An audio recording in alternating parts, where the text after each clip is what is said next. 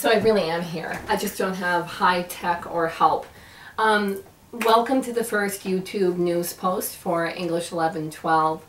You know, I've been thinking about how I want to use videos in this class, and I think because we're reading and writing and our goal is to become better writers, and part of that is learning through reading. I'm not going to always have spoken word because I think it's important to read. But once in a while, I thought maybe it would be helpful because we all learn different ways. So maybe once a week we'll have a video news post if it goes well. So I also wanted to say that you guys are an amazing group of people. This has been nothing but a joy to teach. It's my favorite class to grade, my favorite class to think about. I wish I had assigned more work so I could have more work to do in this particular class. And everybody's super responsible and respectful of one another, and it's just been really wonderful to teach it. So it's good to have an opportunity to tell you that. You know, what I wanted to do today, remember on Wednesday I wrote about how writers whose work you like might have something to tell you about a writer. And I think that's really important, to make that list of whose work you resonate with and to see if there are continuities, to see if anything threads between the work. And I'm going to tell you a short little story about me and how I discovered the importance of the writers whose work I was reading. You know, gosh, I've mentioned the book Thorpe, I think, and Thorpe was written in 1967 by Mary Dutton. I'm looking to see, all my copies are out on loan. It was written by a woman, a housewife and gym teacher. It is a beautiful book. It's so much like To Kill a Mockingbird, but it's different. It's different, of course, but it's just a really lovely book. And I read this when I was, I think 12, then again 13, 14. I read it a few times as a young teenager. Then I gave it to my best friend when we graduated from high school and said, you have to read this book. It's my favorite book and you will love it. And she took the book and disappeared. And she never read the book. She never got back to me.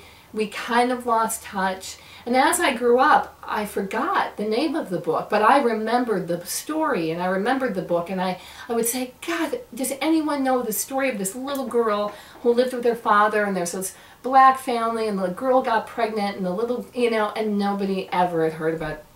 So years went by and I had written a novel and I had won some writing awards and had become a writer. And one day in the mail comes Thorpe.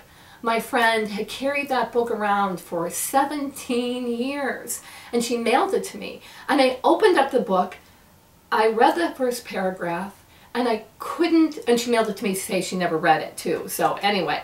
But I couldn't believe it. My husband was at work and I called him and I read him the first paragraph of Thorpe and I said, who wrote this? Listen to this. And I read the first paragraph and he said, well, you wrote that.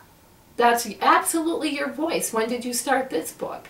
And that was my voice. That book had wormed its way into my psyche so much that the main character in my first novel sounded just like Thorpe. I mean, exactly. And I hadn't seen the book in 17 years. So that was a profound lesson to me in how deeply me, but other people, everyone, is influenced by what we take in. And I loved that book so because I found part of myself as a writer in that book. So that's just a story I thought I'd share with you about the power of the books that we read. And then I wanted to talk a little bit about filler words.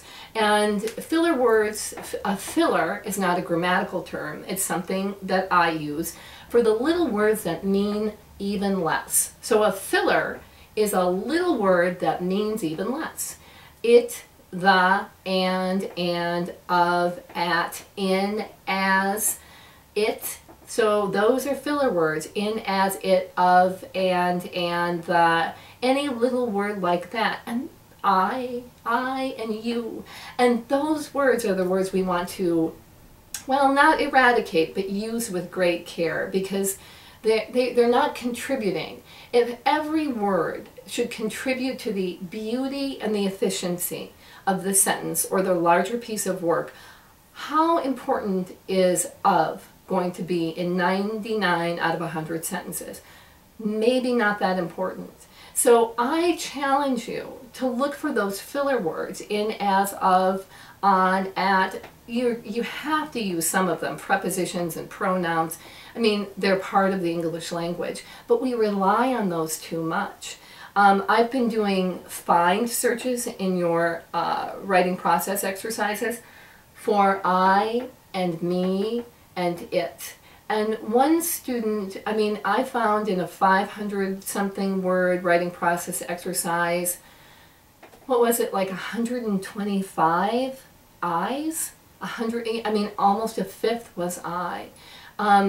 I do a find search for the word it, because I use the word it too much.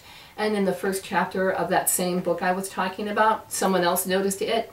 There were 87 it's in 23 pages. So I'm not immune to this, but I really urge you to get rid of those little words, because every word in your sentence should contribute to the beauty of the sentence, and the beauty of the story, or the efficiency of the sentence. And so if a word isn't contributing to the beauty of the sentence, and if it's not contributing to the efficiency of the sentence, then it probably also has an error in grammar. Because if it's efficient in the sentence, then it's serving a functional purpose. So those words are really underappreciated in their importance in creative writing, because we need to pay attention to their existence in our work to see if we need them or not. So I just really urge you, that's one thing that runs across almost all of the writing that I've seen so far. And I think that's it, except don't forget to turn in your comments. Don't forget to format your comments. And I'm excited to start talking about Breath, Eyes, Memory next, which is a very, very different kind of book, and a nice foil, nice opposite to Dry. So, but I'll talk about that next week. So thanks everybody, and have a good weekend.